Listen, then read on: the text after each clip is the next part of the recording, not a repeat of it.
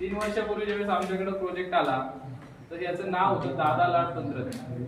आता दादा लाड एक शेतकरी आहे ज्यांनी स्वतः ते संशोधन केलं आणि त्यांचं असं निरीक्षण त्यांना मिळालं की ह्या पद्धतीमध्ये जर आपण कपाशीची जर लागवड केली तर आपल्याला उत्पादन वाढवू शकतो. पद्धत कशी आहे की 3 बाय अर्धा 3 बाय 1, पण आमची लॅटरल ही 4 आणि 4.5 फुटावरची आम्हाला जवळ करताच येत नाही कारण आमचं फिक्स आहे. दरवर्षी आमची लॅटरल ओढली जाते आणि ठराविक अंतर काही ठिकाणी तर मागच्या वर्षी जिथं बी टोकली तिथंच दुसऱ्या वर्षीची बी टेकली जाते, तिथं परत पुढच्या वर्षी पण सेम होतं कारण अंतर आपलं सबमेन खाली गेलेली आहे, सबमेन लावली जाते आणि त्यानुसार अंतर ठरलेलं आहे आमचं. मग आम्हाला 3 बाय 1 वर यायला अडचण खूप येतात. त्यावेळेस आमच्याकडे प्रोजेक्ट आला तर सगळ्यात मोठी समस्या शेतकऱ्यांची पहिली ही होती की सर आमचं ड्रिपचं अंतर ठरलेलं आहे, त्यामुळे आम्हाला 4 किंवा 4.5 फुटावरच आम्ही हे करू की आम्हाला याच्यात कसं बसवता ते सांगा. मग थोड्याशा अडचणी काय येतात की जी रेग्युलर पद्धतीमध्ये आपण लावतो एकराला आपण किती पॅकेट लावतो 2.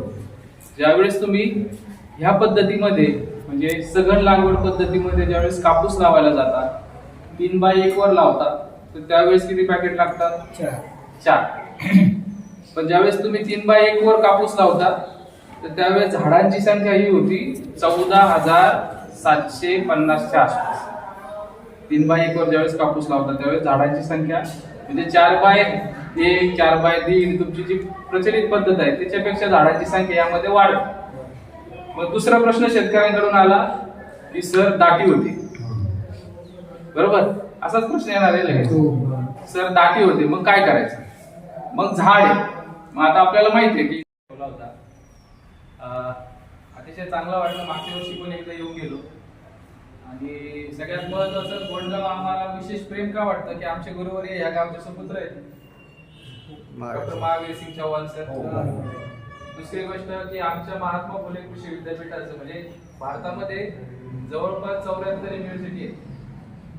कोणत्याही विद्यापीठाला त्याचं स्वतःचं गीत नाही. जसं आपल्याकडे राष्ट्रगीत आहे राष्ट्रगान आहे तसं आपल्याच विद्यापीठाचं एकमेव विद्यापीठ आहे भारतात की त्याचं गीत आहे. त्या विद्यापीठाचं गीत गायलं जातं आणि ते गीताचे गीतकार डॉक्टर महावीर सिंग चव्हाण.